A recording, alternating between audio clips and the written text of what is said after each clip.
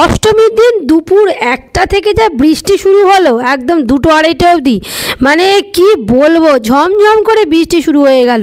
তো এতটাই মন খারাপ হয়ে গেল যে দুপুরবেলা করে আমরা 3টের দিকে আমাদের কলকাতার দিকে ঠাকুর দেখতে মানে বেরোনোর কথা ছিল। সেই জন্য সকাল সকাল উঠে আমি সমস্ত ঘরের কাজ, রান্না বাড়ি সমস্ত কিছু করে দুপুর 1টা 1:30টার মধ্যে খাওয়া দাওয়া পর্যন্ত করে ফেললাম যে চলো 3টের সময় আজকে বেরোবো, তো কলকাতার স্পেশাল স্পেশাল কিছু ভালো ভালো ঠাকুর যাতে দিনের বেলা থাকতে থাকতে দেখা যায়। কিন্তু দেখো এখন যে বেরোলাম, এই যে দেখো মেঘের অবস্থা একবার দেখো, জাস্ট মধ্যে মধ্যে দেখতে পাচ্ছ বিদ্যুৎ চমকাচ্ছে কীরকম।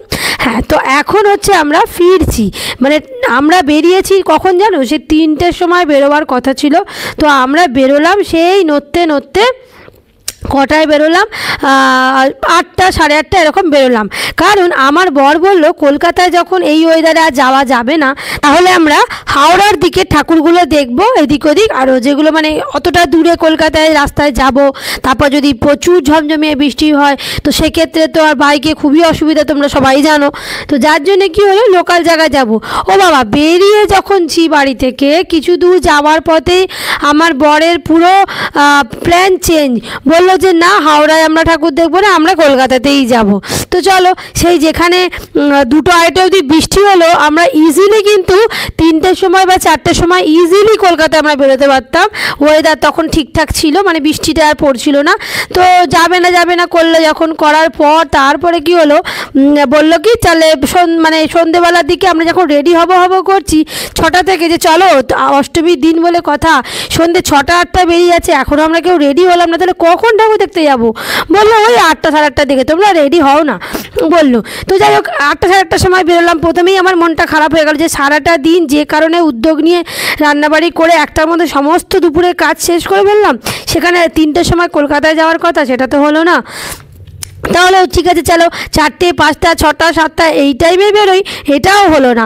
যখন দেখছি মানে রাত্রির 8:30 বাজে, তখন মনটা খারাপ হলো যে এই তো আর 1-2 ঘন্টার ব্যাপার, তারপরেই পুরো অষ্টমীটাই কেটে যাবে। তো যাই হোক তারপরে বেরোলাম, তখন দেখি বর বললো যে চলো কলকাতাতেই যাই। তো কলকাতায় গিয়ে এই হচ্ছে অবস্থা। আবারও দেখো এই 8:30টার সময় যখন বেরোলাম, দেখলাম আকাশের ওয়েদার আবার খারাপ। মানে ওই যদি দুপুর 3টের সময় আমরা বেরোতাম, তাহলে রাত্রির 8টার মধ্যে আমরা অনেক ঠাকুর দেখতে পারতাম। কিন্তু মোট কিছুই হলো না, ঘরে বসে বসে কেটে গেল আমাদের, কিছুই হলো না। উল্টে আমার মেয়েকে ক্লে কিনে দিয়েছিলাম ষষ্ঠীর দিনকে, সেই ক্লে দিয়ে পুতুল বানানো হলো ঘরের মধ্যে বিকেল 4টের সময়। বলো তো মানে কীরকম যে রাগ ধরে, আর কি বলবো। বড় বস আমি আর আমার মেয়ে, মানে মেয়ে বায়না করছিল বলে আমি ক্লে দিয়ে ওকে বানিয়ে দিচ্ছিলাম ফল ফুল, আর সেখানে আমার বড় বসলে বললো ও বানাবে। তো এইসব হচ্ছে অষ্টমীর দিনের বিকেলের বেলার কথা। তো যাই হোক এখন তো ঠাকুর দেখতে বেরোনোর পর এই হচ্ছে অবস্থা। দেখো 2টো 4টে ঠাকুর দেখবো কি দেখবো না, রাস্তায় তো লোক একদম মানে প্রচুর বেরিয়েছে।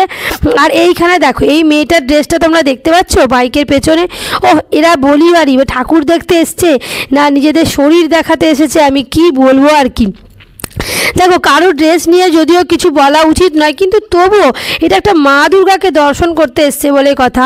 এই রকম শরীরে সারা শরীরে ট্যাটু দেখাবার উদ্দেশ্যে ছোট্ট ছোট্ট পোশাক পরে, মানে মানে আমার তো মানে বলতে বাদ যে মুখে, আমি ওই ভাষাটা বলতে পারবো না তোমাদেরকে, কিন্তু সত্যি কথা বলতে গেলে এটা কোনো ভদ্রবাড়ির মেয়ে বলে মনে হলো না।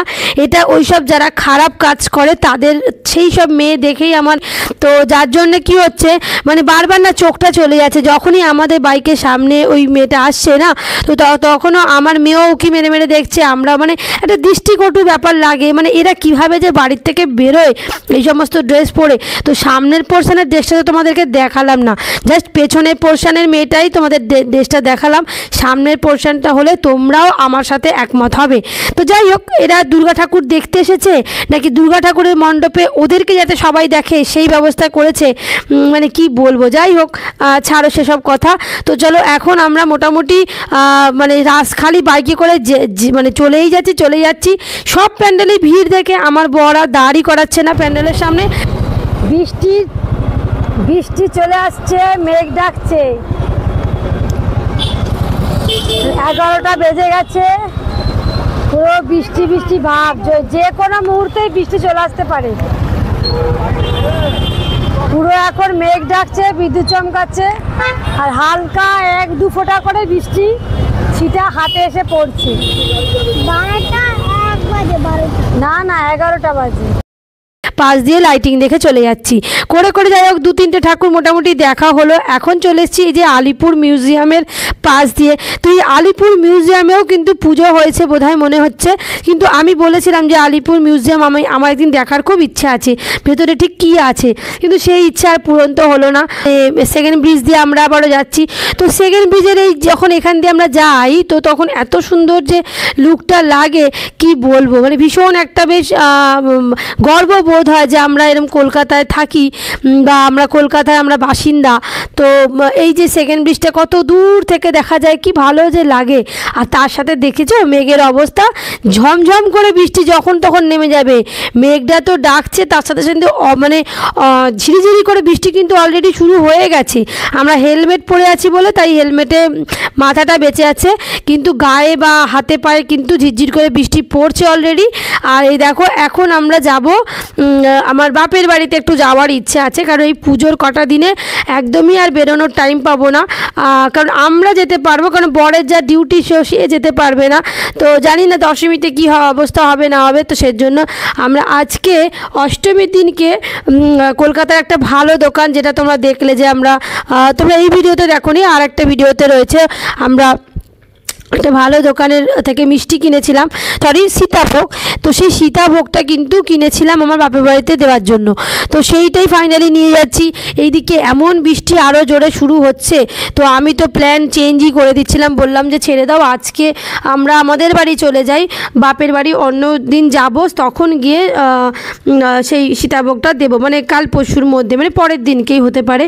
তো তারপরে যখন এই যে ভিআইপি লাইন দিয়ে চলে গেলাম, তো দেখো তারপরেই দেখতে পাচ্ছ মেঘের অবস্থা, আকাশের অবস্থা কীরকম, বিদ্যুৎ চমকাচ্ছে, আর বৃষ্টিটা অলরেডি শুরু হয়ে গেছে, ঝিরঝির করে পড়ছে। তারপরে মেয়ে বায়না শুরু করলো যে না মা আমি আজকেই যাব দিদান বাড়ি আজকেই যাব। তো ওর বায়না শুনে আমার বড় বললো তাহলে চলো, বেশিক্ষণ বসবো না, আমরা চলে যাই। ও বাবা, তারপর দিদানদের বাড়ি যাব, মানে আমার বাপের বাড়ি যাব, এই অবস্থাতে মানে আমার তো টেনশানই হচ্ছে যে এতটা বৃষ্টির মধ্যে তারপর গিয়ে একটুখানি বসতে না বসতেই তারপরে যদি আবারও ঝমঝমে বৃষ্টি হয়, আমরা বাড়ি ফিরবো কী করে, কারণ আমাদের সাথে না ছাতা ছিল না রেনকোট ছিল। আর তাছাড়া এই দুটো থাকলেও বা বাইকে কি এইগুলো চালিয়ে কমফোর্টেবল হয় বলো, পুজোয় ঠাকুর দেখতে বেরিয়েছি, কেউ কি ওরমভাবে রেনকোট ছাতা তারপর হানা টানা কি নিয়ে যায়।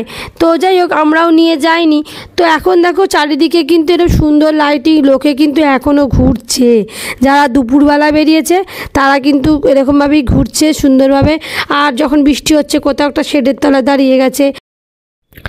তো বাপের বাড়িতে তো এখন ঢুকে গেছি, দেখতেই পাচ্ছ বাবাকে রীতিমতো ফোন করে ডেকে তুললাম, কারণ মানে বাইরে থেকে ঘরটা পুরো অন্ধকার ছিল, আর ওরা শুয়েও পড়েছিল।